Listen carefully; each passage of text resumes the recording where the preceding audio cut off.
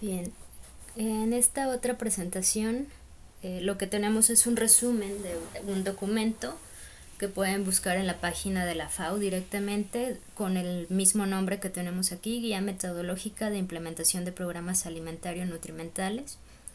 Y en él se establecen propiamente las características con las que debe contar un programa para poderlo implementar en poblaciones o incluso aunque se vaya a trabajar con individuos, pero si van a abarcar poblaciones grandes en instituciones, comunidades en su libre albedrío, pues bueno, hay que seguir estas recomendaciones. Y como primera parte, bueno, hay que considerar que en la FAO hablan de 4 fases. La primera es específicamente el diagnóstico situacional, que es lo que tenemos aquí, y que se refiere al diagnóstico que hacemos para poder conocer todas las características de la población, desde dónde se encuentra ubicado geográficamente, cuántos habitantes son, saber la cantidad de hombres y mujeres, los grupos etarios que la componen, cuáles son sus principales problemas alimentario-nutrimentales, hacer todo el diagnóstico desde nuestro punto de vista como personal de la salud, pero también implica hacer un diagnóstico a partir de lo que es los patrones alimentarios, su cultura alimentaria, los sistemas de producción, el contexto geográfico, económico, político, etcétera. Pero además hay que conocer de estas poblaciones cuáles son las causas de esos problemas y también hacer lo que se conoce como diagnóstico educativo, que consiste específicamente en saber cuáles son las mejores técnicas o herramientas que podríamos utilizar para abordar el proceso de orientación alimentaria con estas poblaciones, así como sus canales de comunicación a partir de lo kinestésico, auditivo, visual, pero también los medios de comunicación que están disponibles como prensa, radio, televisión, o hacer campañas donde se va a dirigir a la gente persona a persona, ir de casa en casa, ¿no? Sin embargo, en esta fase tiene también su primera fase. Dentro del diagnóstico situacional tenemos específicamente lo que se conoce como negociación de puerta de entrada, que consiste en hacer empatía con la gente, es decir, ganarse su confianza para que realmente te sigan en el transcurso del programa, porque si no haces esta empatía, entonces difícilmente la gente te va a hacer caso, difícilmente van a seguir las recomendaciones, no van a asistir a las sesiones de orientación alimentaria, ni siquiera a la parte del diagnóstico de sus problemas de salud. Entonces es muy muy importante desde aprender a saludar a la gente, utilizar sus mismos modismos en la forma de hablar, imitar su vestimenta. Entonces, esta es la primera fase de la implementación de un programa alimentario nutrimental, el diagnóstico situacional, cuya primera fase asimismo es la negociación de puerta de entrada. La segunda fase habla específicamente de lo que es la planificación o la formulación, que implica la elaboración de los objetivos.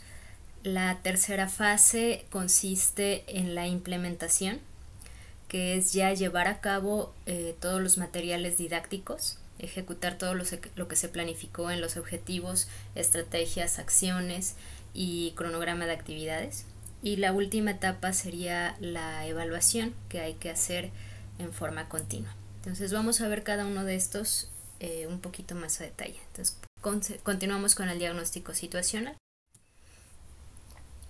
El diagnóstico situacional sugiere, según la FAO, que se utilicen estas preguntas como base. ¿Cuál es el problema que está causándose en el entorno de la población con la que se va a trabajar? ¿Cómo se está manifestando a partir de signos, síntomas, problemas sociales, relaciones interpersonales, formas de consumo, formas de comercialización de alimentos, etcétera? ¿Qué población es la que está siendo afectada principalmente? ¿Son preescolares, escolares, adultos, ancianos? ¿O son trabajadores de una empresa específicamente? ¿O es la población que vive específicamente al lado de un río? ¿O son solamente las personas que tienen electricidad? ¿O son las que están más cercanas a una ciudad? Todo eso hay que analizar. cuál es el impacto que tiene este problema en la vida social, económica y cultural de la población. Es decir, si este problema que estamos detectando le impide incluso ir a trabajar o está ocasionando problemas para hacer una producción de alimentos más higiénica, porque la persona a lo mejor no se lava las manos y tiene continuamente problemas gastrointestinales, pues bueno, hay que ver cómo es que esto está afectando.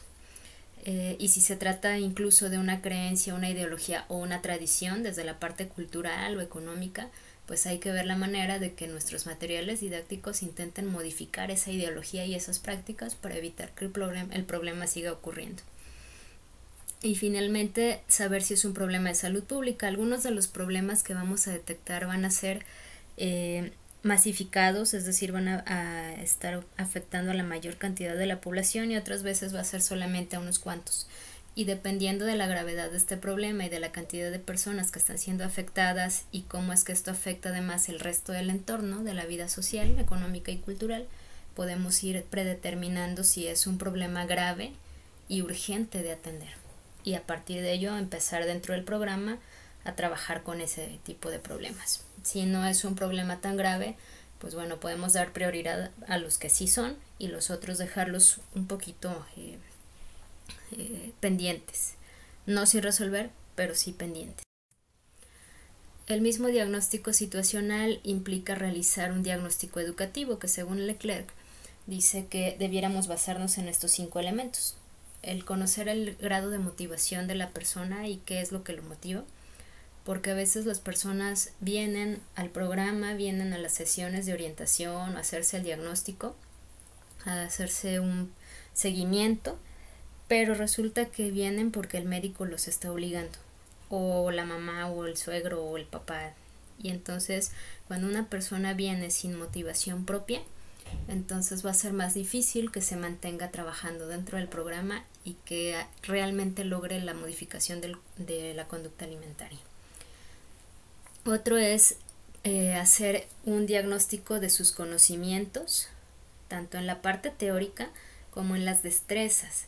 ¿Por qué? Porque las personas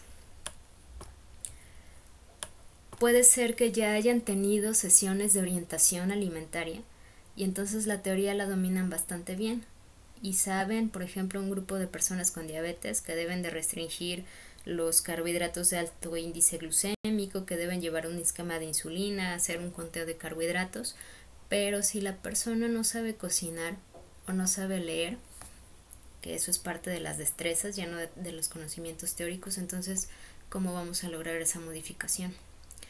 Por tanto, hay que saber realmente cuáles son las destrezas prácticas y los conocimientos teóricos de cada uno de los integrantes del programa para ver si realmente estamos partiendo de esa facilidad para adecuar los materiales, o si necesitamos algo un poquito más claro todavía, o hasta irnos a la fase de buscar ayuda para que las enseñen a cocinar, a leer, a escribir, etcétera, ¿no? Con tal de poder hacer la modificación de la conducta alimentaria.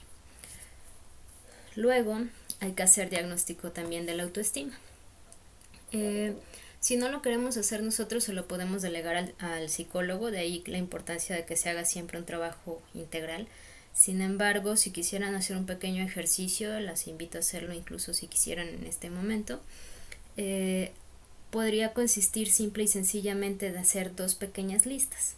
Una que hable específicamente de lo que son las virtudes y otra lista de lo que son los defectos. Hacen una medición de tiempo de 3 minutos. Le piden a las personas que en ese lapso de 3 minutos vayan llenando ambas listas de virtudes y defectos, y al término de los 3 minutos deben dejar de escribir.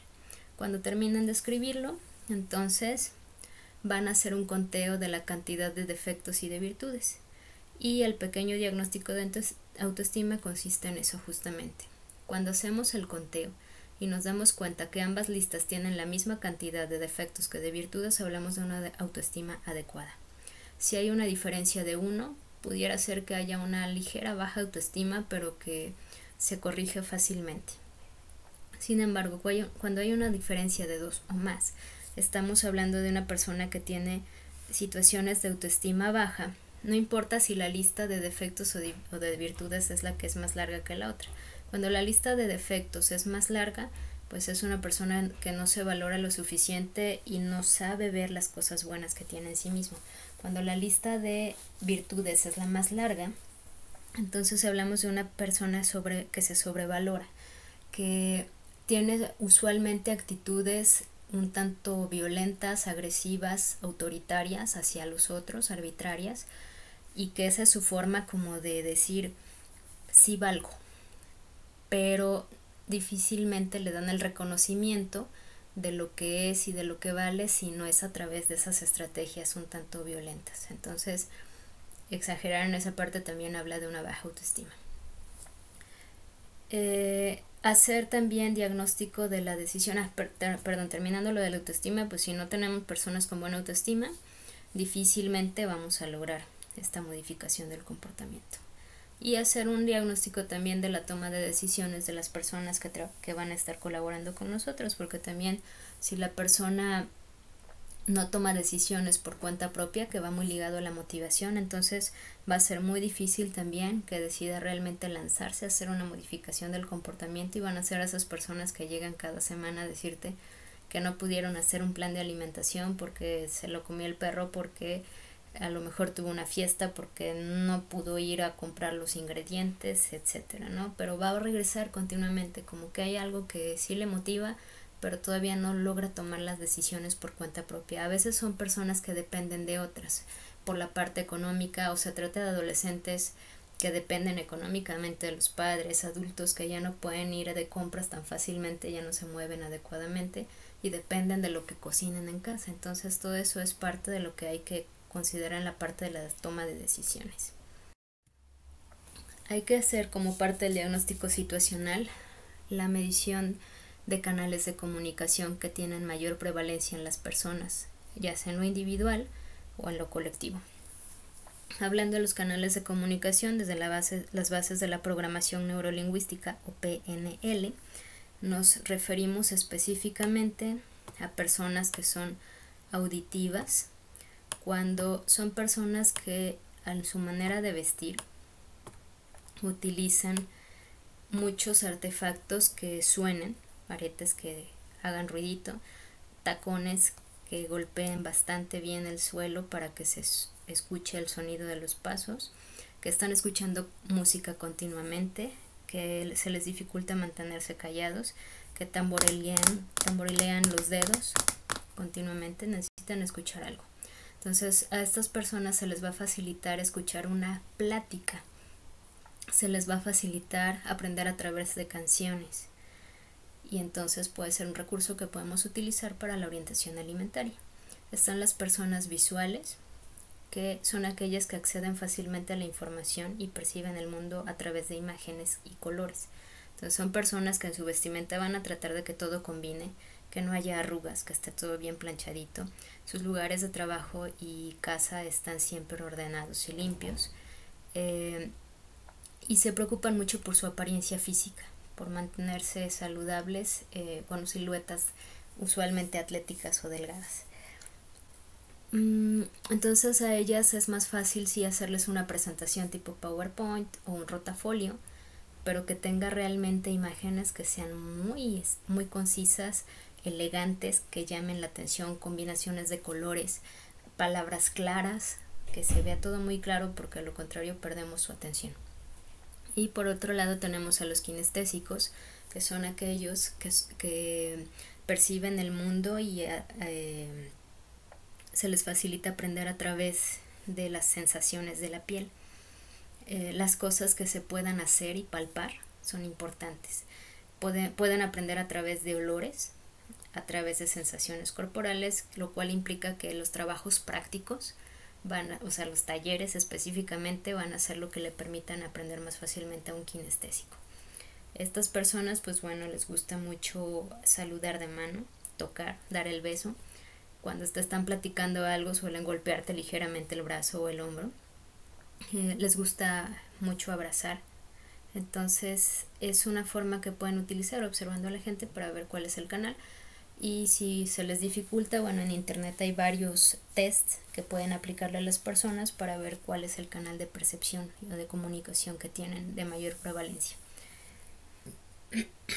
Actualmente se habla de que los jóvenes, sobre todo, tienen mayor prevalencia de los canales auditivos y visuales más que los kinestésicos.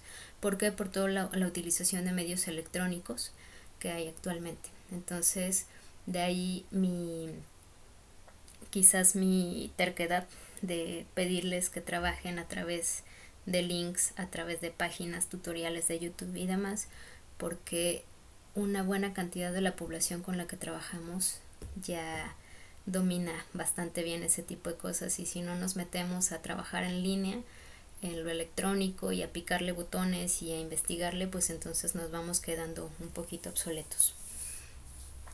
Y también hay que hacer como parte del diagnóstico situacional el diagnóstico de medios de comunicación, saber si a la gente se le facilita más que vayas a su casa y que sea una transmisión de información persona a persona, si hay instituciones que te vayan a estar apoyando o si hay medios de imprenta tipo boletines, periódicos, o si hay radio o televisión. Hay algunas poblaciones aquí en Jalisco, por ejemplo, que tienen un microfonito que ponen los domingos y ahí empiezan a anunciar todas las mañanas, ¿no? Desde el horario de la misa, o si doña Chonita está vendiendo tamales en la esquina, o si don Pedro tiene calabazas recién cortadas y cosas por el estilo. Entonces todo eso hay que investigarlo, si es necesario hasta hacer un vínculo con las iglesias para poder ir y hacer transmisión ahí de información dentro del espacio de los avisos parroquiales, ¿no? Tenemos como parte también del diagnóstico situacional las formas de comunicación y obtención de información. ¿Cómo vamos a hacer el diagnóstico? Bueno, tenemos aquí 5 elementos que nos pueden ayudar. Uno es ponerse a leer literatura, es decir, libros y revistas que nos puedan dar santo y seña de cuál es el estado nutricio de esa población. Por ejemplo, buscar en la ENSANUD, el poder buscar la situación geográfica en la que se encuentran, cuál es su clima, cuáles son sus principales sistemas de producción de alimentos, y todo ese tipo de información lo podemos encontrar en el INEGI, por ejemplo. Está también el buscar información a través de encuestas por cuestionario con preguntas cerradas.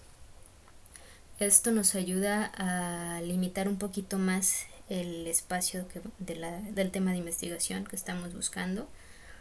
Sin embargo, puede cortar un poco también algunas de las cosas que suceden en el entorno general, ¿no? Ahorita vamos a ver por qué.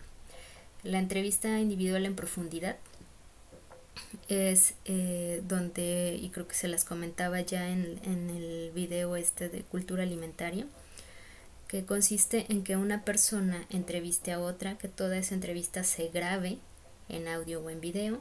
Todo lo que se dijo se debe transcribir, se debe escribir, y ya que está escrito hay que irlo dividiendo por áreas temáticas. Entonces quizás durante toda la entrevista se habló del consumo de alimentos, cuánto se gasta en los alimentos, posiblemente hablaron de las recetas tradicionales, posiblemente hablaron de los problemas de agua que hay.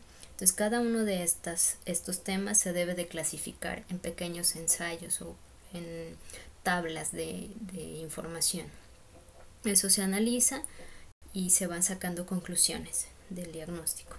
Todo eso es la entrevista individual en profundidad. Como lo dice su nombre, es solo con una persona. En este tipo de entrevistas la ventaja que se tiene es que como no hay opciones de respuesta ABCD, la gente te cuenta muchas cosas, ¿no? Y de repente entre los chismes y demás sale alguna información que puede ser relevante para el estudio de la población. Entonces, de repente ahí es donde te dicen, ¿no?, que hay varias familias que están teniendo diarreas severas y que a lo mejor esta persona es prima del taquero y se ha dado cuenta que la carne que venden realmente está echada a perder y cosas así, ¿no? Entonces ahí es donde te enteras de estas cosas que una encuesta por cuestionario no te va a dar. Por otro lado tenemos los grupos focales, que son iguales a la entrevista en profundidad, pero como dice su nombre, no es en forma individual, se hace con grupos de personas. Entonces podríamos reunir a todas las señoras que ya tuvieron hijos para conocer cuáles son sus prácticas de lactancia y de ablactación, y entre todas te van a decir lo que hacen, ¿no? Y está la observación participante, que consiste en irte a vivir con estas poblaciones por periodos mínimos de 3 meses. Y de ahí, bueno, en adelante lo que el investigador quiera hacer. pero lo importante es que cuando estás conviviendo con ellos en la cotidianidad, te das cuenta de si lo que te dijeron en las entrevistas, encuestas o lo que dicen los libros y revistas son ciertas, son informaciones ciertas o no. Entonces de ahí que la observación participante es una herramienta también muy importante. Vamos a la fase 2 de una implementación de un programa, que es la formulación o planificación. Y esta consiste en definir objetivos por cada grupo, problema y la planificación de los materiales que se van a utilizar, todo con base en el diagnóstico situacional que ya se elaboró. Entonces vamos a ver cómo se hace todo esto. Los objetivos van a ir dirigidos a 3 grupos. Tenemos grupos primarios, que son las personas que necesitamos o que consideramos debieran de modificar su conducta. El grupo secundario, que serían personas intermediarias que pueden ayudar al grupo primario a modificar esa conducta. Y el grupo terciario, que son personas que a lo mejor no conviven en forma tan cercana con ese grupo primario, pero que podrían ayudar en facilitar este proceso de comunicación. Entonces les pongo por ejemplo, quizás niños con situación de obesidad, que sería el grupo primario que está padeciendo el problema. Grupo secundario, las madres de los niños. Y grupo terciario, alguna institución de salud, posiblemente los nutriólogos o el resto de la familia, que podrían ayudar a la madre y al niño en el logro de la modificación de la conducta alimentaria. Tenemos también la base de formulación de un objetivo general. Necesitamos un verbo en infinitivo que implica que tenga terminaciones en ar, er o ir. Como modificar, realizar, comprender, entre muchos otros, analizar, describir. Entonces, eso es la primera parte de un objetivo. Luego necesitamos saber el qué, cuál va a ser el cambio de conducta que estamos esperando, ¿sí? Esto va relacionado a esta parte del qué. El qué se refiere a ese cambio de conducta que esperamos que la persona logre. Entonces, si nos regresamos un poco al ejemplo de los niños con obesidad, ¿qué queremos que un niño con obesidad aprenda o cambie de su forma de alimentarse? Posiblemente sea la parte de, pensemos en el objetivo, incrementar el consumo de verduras. Y entonces, empezando por el verbo en infinitivo, ya tenemos incrementar. Hablamos del qué, el consumo de verduras, y nos pide también el objetivo decir en quiénes. Okay, entonces incrementar el consumo de verduras en un grupo de niños. Podemos poner un rango de edad o los niños de una escuela o de una colonia o de una población, el nombre de la población o de la región donde se está trabajando y el periodo de tiempo, de cuándo a cuándo, el plazo. Entonces, incrementar el consumo de verduras en un grupo de niños de 5 a 10 años de la población de Zapoltitic el Alto durante el periodo 2005-2028, ¿sí? Entonces, así es como elaboramos un objetivo general. Ahora, los objetivos, parte de las estrategias, implica describir ahí qué tipo de materiales didácticos se van a usar para cada objetivo. Entonces, ahí hay que mencionarlo, es parte de la planificación. Ya en la implementación hay que hacer lo que se dijo que se iba a hacer en los objetivos, estrategias, acciones y tareas. Entonces, en la fase de implementación hay que cuidar mucho cómo vamos a hacer el diseño de mensajes, que deben ser coherentes a los objetivos, deben ser palabras que sean comprensibles para la población, que el orden de las palabras, la forma en que lo redactamos, sea comprensible también para ellos. Hay que ponerlo como ensayo, igual que las guías alimentarias, un ensayo previo con una población pequeña para ver si se entiende y si es aceptable. Ver a través de qué medios de comunicación lo vamos a distribuir. sacar el costo y la factibilidad de obtener los materiales para poderlos elaborar. Hay que cuidar el tipo de imágenes, colores y sonidos porque recuerden que esto va a estimular directamente las formas de aprendizaje desde lo kinestésico, auditivo y visual. Entonces, se recomienda que para temas de salud se utilicen preferentemente colores verdes y azules que denotan la parte del entorno ecológico y de la salud y el bienestar. Estos son ejemplos de cómo no redactar y el tipo de confusión que pudiéramos ocasionar. Entonces procuren revisar bien qué es lo que están redactando antes de utilizar. Este es otro.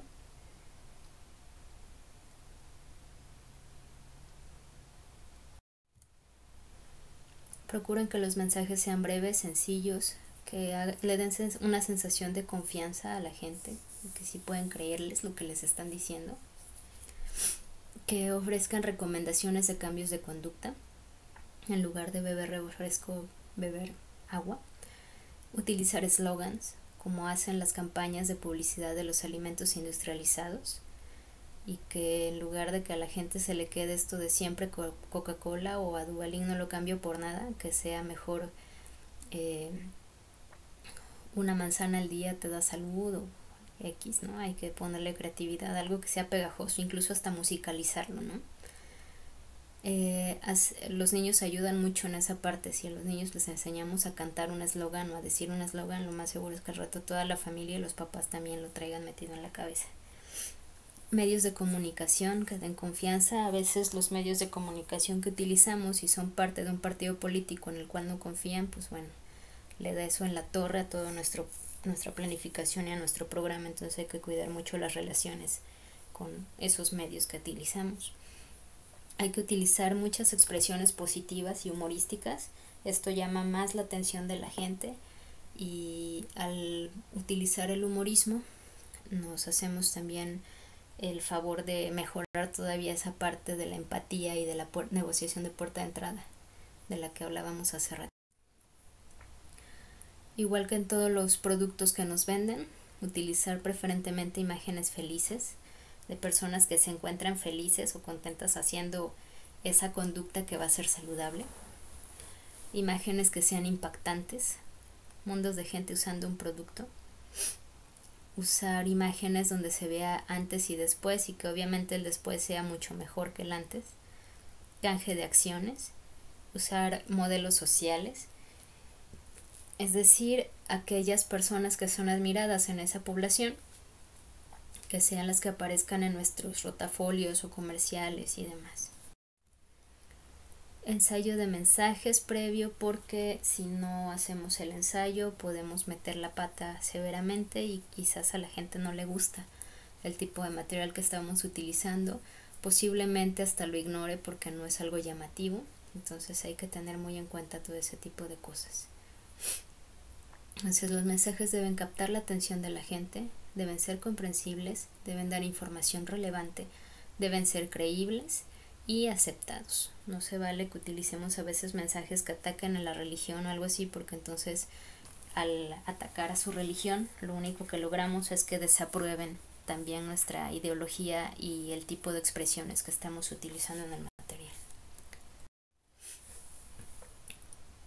Dentro de esta misma fase se hace algo que es bastante útil, que es la capacitación de agentes de desarrollo. Un agente de desarrollo son aquellas personas que fungen como líderes comunitarios. ¿Quiénes serían? Bueno, usualmente un agente de desarrollo o un líder comunitario va a ser una persona que cuando va a las pláticas está siempre atenta, preguntando, participando, que genera empatía con las otras personas, les hace sentir en confianza. No importa si se trata de un hombre o de una mujer, no importa su estado civil, simple y sencillamente es alguien en quien confían, alguien que ubican bastante bien, y que si nosotros aprovechamos esas habilidades que ya tienen, ese carisma que la persona ya tiene, para capacitarlo y que ellos mismos nos ayuden a darle vida al proyecto, va a ser mucho más fácil que la gente acceda a colaborar y a participar dentro del del programa. Entonces, con estos agentes es necesario que detectemos, para empezar, las necesidades de capacitación que tiene, es decir, qué cosas sí sabe y qué no, en cuanto a conocimientos y destrezas. Entonces, de lo que ya sepa, bueno, podemos confiar en que eso ya lo sabe hacer, pero lo que no sepa, pues hay que capacitarle. Un agente de desarrollo va a ser muy importante precisamente porque, como los programas de nutrición, al menos en México, la mayoría de las veces dependen de instituciones de salud y por tanto de un presupuesto. Si ese presupuesto se acaba o solo dura un periodo de tiempo, cuando se acabe ese periodo de tiempo o ese presupuesto y a ti te manden de regreso a otro lado, entonces ¿qué va a pasar con el programa? Se cae. Entonces los agentes de desarrollo, los líderes comunitarios, se quedan ahí porque ahí viven, la gente los conoce. Entonces, si es un trabajo de capacitación bien elaborado y la gente realmente se compromete a trabajar el proyecto, aunque tú te vayas, el programa va a continuar. Entonces, para eso es un agente de desarrollo, para que se pueda dar continuidad y vida a un programa. Entonces, con base en las necesidades de capacitación, se establecen objetivos de capacitación y se da la parte de la implementación también aquí, que es ya el determinar el número de sesiones, la duración, el lugar, los materiales, las formas de evaluación de nuestros agentes de desarrollo para verificar que realmente hayan aprendido. Bueno, el agente de desarrollo se debe de buscar, conforme a sus actitudes y aptitudes, el tiempo que tiene para dedicarle a este tipo de actividades, cuáles son sus lugares de trabajo, a dónde va a poder llevar a cabo él a lo mejor una plática, en dónde va a poder él realizar mediciones antropométricas, en dónde va a poder hacer medición de glucosa, dónde va a poder dar talleres de actividad física. Si él no cuenta directamente con esa negociación de lugares y tiempos, pues bueno, ahí es donde nosotros entramos como trabajadores de la salud en ayudarles en la gestión de ese tipo de cosas. Hay que distribuir tareas también. Si no, le cargamos todo el trabajo a un solo agente de desarrollo, posiblemente lo desgastemos mucho y en un periodo de tiempo corto mande todo a volar. Pero si le asignamos una sola tarea a cada agente de desarrollo y tenemos varios al mismo tiempo, pues bueno, va a ser mucho más fácil que entre todos colaboren y le den vida al proyecto. Él no tiene nada que ver precisamente con este tema, pero por ahí viene también en su juego de ahorcado su nombre. Y finalmente la etapa de evaluación, que es la última fase de la implementación de programas de alimentación y nutrición según la FAO. Y la evaluación, pues simple y sencillamente va a tratar de verificar si se alcanzaron los objetivos planteados o no, sus estrategias y sus acciones. Se agarra el cronograma de actividades, los objetivos, estrategias y acciones, y uno por uno vas verificando si se cumplió o no se cumplió, en qué periodo de tiempo, si fue en el tiempo planificado o si se salió del tiempo, o si fue antes incluso. Entonces todo eso te ayuda a reestructurar el programa, y si vas a tener una segunda fase de implementación, ahí haces las mejoras, igual que lo que mencionábamos en las guías alimentarias. Se hace también la parte de identificar si se lograron satisfacer las expectativas de la población con la que se trabajó. A veces se lograron los objetivos y las estrategias y acciones y toda la onda, pero la gente está molesta o no le gustó cómo es que se llegó hasta ahí. Entonces hay que buscar que la gente sea la que se sienta satisfecha, no tanto tu programa, no tanto tu institución, sino la gente que estuvo como usuaria de tu programa. Entonces la evaluación va en esos dos sentidos. Haces una evaluación interna que sí habla específicamente como de tu propio equipo de trabajo, el personal de salud, pero incluye también a la población con la que trabajaste. Esa es una evaluación interna. Y la evaluación externa, que va a ser a partir de algunos invitados de otros programas, autoridades, tus jefes, y muchas otras personas que quizás estuvieron un poquito de cerca observando cómo es que se iban llevando a cabo los procesos, que no participaron directamente dentro del programa, pero que más o menos saben del tema, pueden ser invitados incluso de la OMS o de otra institución de salud, que vengan, que evalúen tu programa y entonces te digan, pues, acertaste en esto o te falta hacer esto o te sugiero esto otro. Cuando tenemos evaluaciones internas y externas y además una autoevaluación, tenemos un proceso de evaluación más completo. Estas evaluaciones hay que hacerlas en forma periódica, y periódico se refiere cuando menos a cada 3 meses.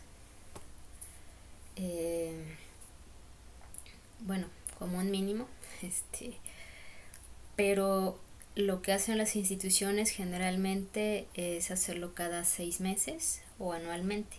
Más de un año ya no, porque se pierde mucho de la información y entonces ya no te das cuenta de qué tan buena calidad estás ofertando en los servicios y en las acciones que estás llevando a cabo en la población. O hay rotación de personal y cosas por el estilo. Entonces, generalmente en una institución el tiempo de estancia del personal sí suele ser cuando menos de unos 6 meses. Si se hace cada 3 meses, mucho mejor, pero lo más común serían los 6 meses o el año. Y bueno, contar con agentes internos y externos para llevar a cabo esa evaluación, para la evaluación interna y externa. Y bueno, espero que esta información también les sirva lo suficiente tanto para su juego de ahorcado como para el examen.